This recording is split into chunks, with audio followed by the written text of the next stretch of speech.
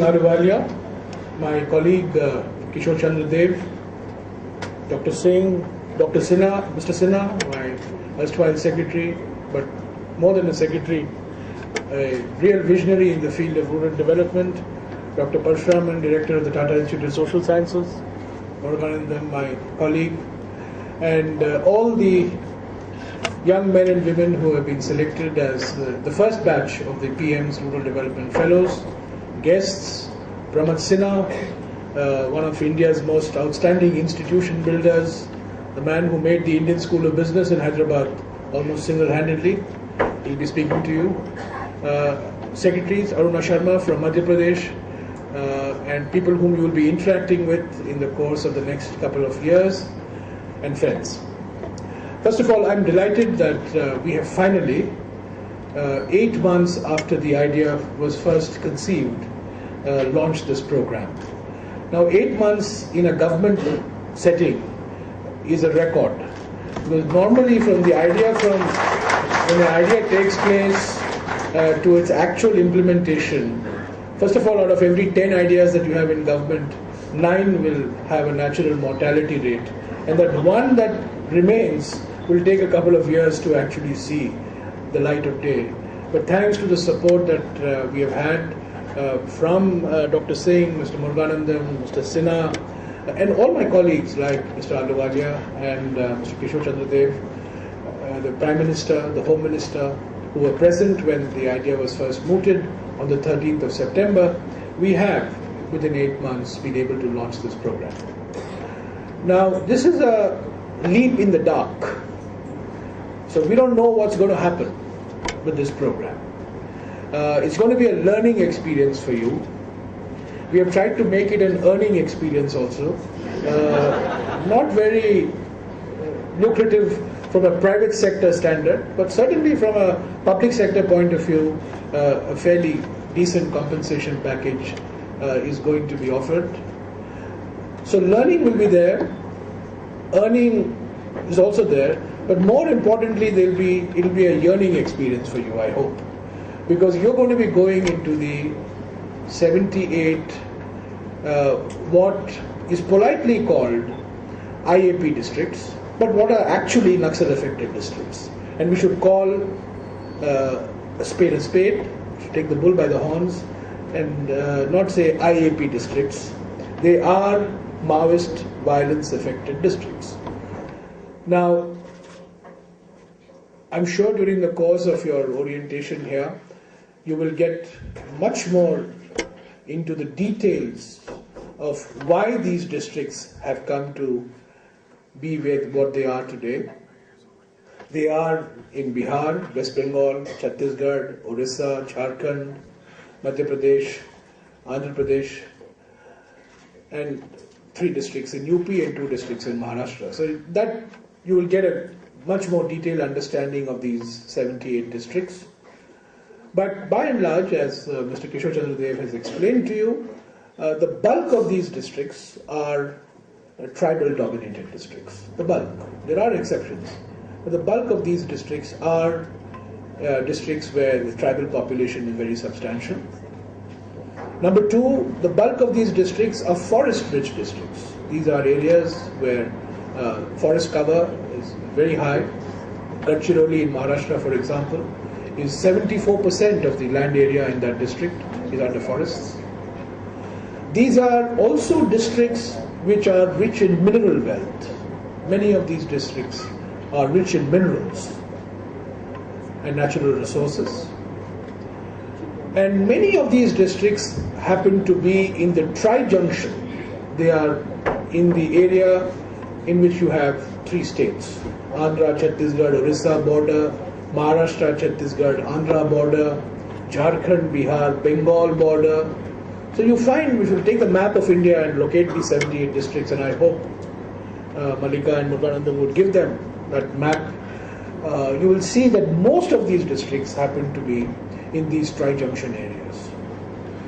Now, each of these characteristics, the tribal, the forest, the mineral, the remoteness, and the location in the tri-junction areas, calls for a policy response on the part of the central government and the state government. But the most important thing, to my mind, is to empower local administrations, both the district administration as well as the elected institutions, the Panchayati Raj institutions, to be able to reduce the trust deficit between administration and the people. Andhra Pradesh is a good example of a state where in the last 30 years there has been a very substantial success. When I first became Member of Parliament in 2004, I could not go to many parts of Warangal and Adilabad and Khammam. Today I can travel relatively freely in these areas. And one of the reasons for this is that there has been a very close integration of security operations, developmental activities, and political mobilization as well. So if we are going to have a long-term strategy for dealing with this ideological threat that is being posed by the Maoists in their various incarnations, it will require a threefold approach. It will require a political approach, it will require a developmental approach, and it will require, of course, security operations that are conducted in order to create an environment in which development in politics takes place. Now, the conditions under which district administrations and local bodies function in these areas are very, very adverse. And, I was, for example, 2 Sundays ago, I was in Gadchiroli. I spent 2 days in Gadchiroli, and the day after I left, there was a huge incident in which more than 20 policemen were just, killed in a landmine blast. The conditions are exceedingly difficult for developmental activities and for political activities. These are in many ways, this is the heartland of India. This is not in the periphery of India, this is right in the heartland of India, right in the middle of the country. I think, without wanting to scare you further, I was told that there will be a natural attrition rate of 20%. I hope after this training program the attrition rate will not go up after you listen to all the problems that exist in these districts. But these are very difficult areas to work in. You are going to be really going into some of the areas where governments don't function. One district, for example, in Chhattisgarh, Narayanpur, the only organization that is delivering anything worthwhile to people is the Ramakrishna Mission. Murgu, since you are a follower of Vivekananda, you will be glad to know that only Ramakrishna Mission is running Anganwadi centers, running ration shops, primary health centers. There is no administration. It's not allowed to expand, it's not allowed to function. So I think what we expect from you really for the next 2 years is that you will be in many ways part, of course, you are part of the district administration, you are not alien from the district administration, you are in many ways the Sherpas of the district administration. You are going to be working with the district collectors, the CEOs of the Zilla Parishads, as the case may be. You will have to work with elected bodies, the Panchayat Raj institutions. You will have to work with women's self-help groups, variety of civil society organizations. And frankly, if you ask me what is your job is to be an agent of bringing about change in the manner in which development programs are implemented and perceived by the people. You're not, RTI activists. You're not, agents of the central government. You're not the eyes and ears of the Ministry of Rural Development. You're not going to be sending me an annual report, a monthly report, or a weekly report. So you have to work in the you have to work in the state administration. You will be working with the collectors, or in some states like Maharashtra, you'll be working with the CEOs of the Zilla Parishads.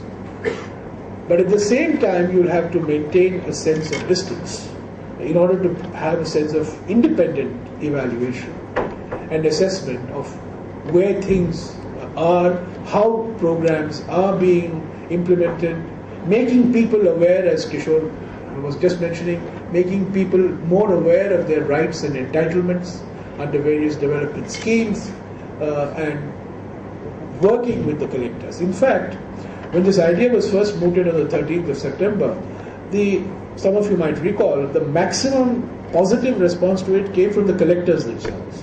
Because many of the collectors believed that they have very little time left for meaningful work between protocol duties and normal administrative duties. They are left with very little time for actual serious work on the ground, which these districts demand. We will think of ways and means of how we can retain this network. One idea is that we open a blog. We have a blog, and all of you contribute to this blog on a daily basis. You share your experiences, so each of you knows what the other one is experiencing, undergoing. It will be an enormously frustrating experience. I don't want to, sell you a dream. It's going to be an enormously frustrating experience. Some collectors will embrace you enthusiastically. Some collectors will see you as interlopers, and therefore try to make sure that you do not function normally. So you have to find your own niche. You have to find your own way, but you will have support of the state administration.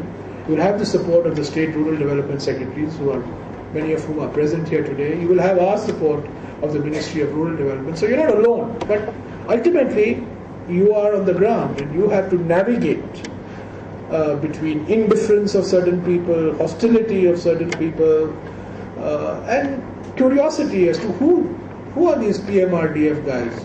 Who are these PMRDF girls and boys who have come? Are they agents of the center? Is this, another assault on the federal nature of our constitution? All these issues have been raised. Aruna, I don't have to tell you, it has been raised. Some state governments have raised this question. Now, this is, are we intruding into the subjects of the states? And I want to make it absolutely clear to all the state government officials who are present here that these are ultimately people, assets that you own, that you have, that you can use. The fact that they are called Prime Minister's Rural Development Fellows and are paid by the Ministry of Rural Development is a separate issue. But the real obligation on the part of these young men and women is to work with the district administrations and not in variance with the district administration. Of course, there will be differences of view, there will be differences of perceptions, but over a period of time, I think. So, most of us see you as people who are going to learn. It will be a learning experience for you, but you will also bring fresh energy, you will also bring fresh perspectives, fresh drive, and help the district administrations and the local bodies. I want to mention this. It's not just the district administrations, but also the local bodies. I think it's very, very important that we stress on the importance of the elected local bodies as well, because unless we are able to empower local body in these areas, just focusing on the bureaucratic system is not going to be able to solve the problem. It's going to be a combination, as I mentioned, of political mobilization, developmental activities run through the district and run through the elected local bodies and the security.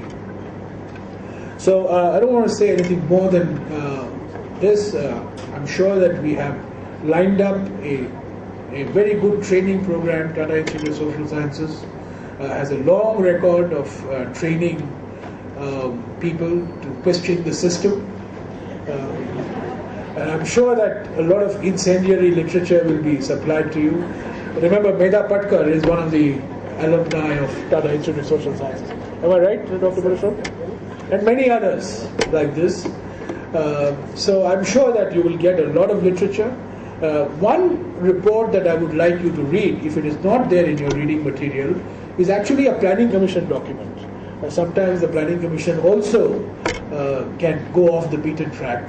And 3 years ago, it produced what I consider to be the best report on this whole issue of Maoist violence. It's called Development Challenges in Left-Wing Extremist Ideas.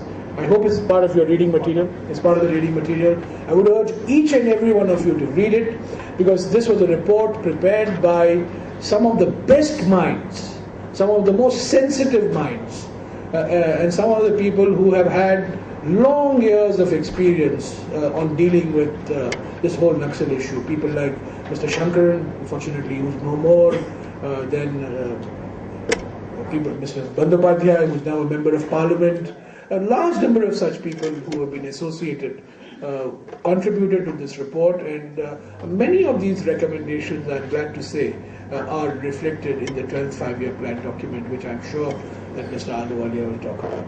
So the blog, I'd request you all to be active participants in the blog, so that we can keep sharing our developmental experiences, and I look forward to interacting with each one of you on an ongoing basis. We would like to make this a regular feature. We'd like to have this once in 2 years, the Prime Minister's Rural Development Fellows. And I think in the next couple of weeks, we'll have an opportunity for all of you to meet with the Prime Minister personally. He has agreed to talk to you. We're working out a date in which we will meet with them. And the fact that you're called Prime Minister's Rural Development Fellows, actually I think that is what lends prestige to this fellowship. It's very important that the authority of the office of the Prime Minister is behind the fellowship, and I'm very glad that luckily there was no objection from any quarter to the use of the word Prime Minister, and so this is called the Prime Minister's Rural Development Fellows. And I agree with Kishore that we have taken 78 districts, but over a period of time we should expand this to cover all Schedule 5 and Schedule 6 areas. We should take up areas in Assam and the northeast in schedules where the Schedule 6 areas are. And we will learn from this experience as we go along. As I said, this is an experiment at bringing young talent at sufficiently early stage into the mainstream of development. This is on this scale, I don't think it's ever happened before. Individually, people can come, but I think on such a large scale, people coming into government, being accepted as part of the government system, both at the central level and the state level. Probably this is the first time it's happened. I'm keeping my fingers crossed. I'm confident. We've got a very good initial crop of young men and women, and I think this will give me the confidence that we'll be able to continue with this program and make this a permanent feature. So I wish you all the very best, and I look forward to working with you. Thank you.